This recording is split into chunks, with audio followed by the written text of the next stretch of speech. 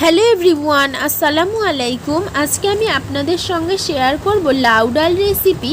আজকের রেসিপির জন্য মা প্রথমেই কড়ার মধ্যে পরিমাণ মতো সর্ষের তেল, পেঁয়াজ কুচি আর আদা রসুনের পেস্ট দিয়ে হালকা নেড়ে চেড়ে উপকরণগুলো ভেজে নিচ্ছে।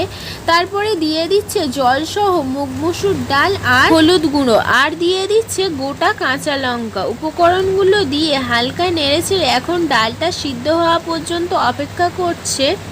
ডালটা সিদ্ধ হয়ে গেছে, এখন অ্যাড করে দিচ্ছে আগে থেকে কেটে ধুয়ে রাখা লাউটা দিয়ে এখন ডালের সঙ্গে ভালোভাবে মিক্স করে নিচ্ছে। লাউটা ডালের সঙ্গে মিক্স করতে করতে ততক্ষণে লাউয়ের থেকে অনেকটা জল ছেড়ে দিয়েছে।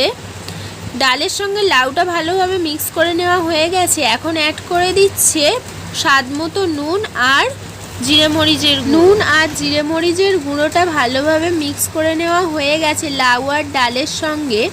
এই সময় গ্যাসের ফ্লেমটা লোতে রেখে লাউটা সিদ্ধ হওয়া পর্যন্ত অপেক্ষা করতে হবে। লাউটা ভালোভাবে সিদ্ধ হয়ে গিয়ে ডালের সঙ্গে মাখা মাখা হয়ে গেছে। আজকের লাউ ডাল রেসিপিটা সার্ভ করার জন্য প্রস্তুত। আজকের রেসিপিটা এই পর্যন্তই। ফিরে আসবো আবারও নেক্সট কোনো রেসিপি নিয়ে। সম্পূর্ণ রেসিপিটা দেখার জন্য ধন্যবাদ।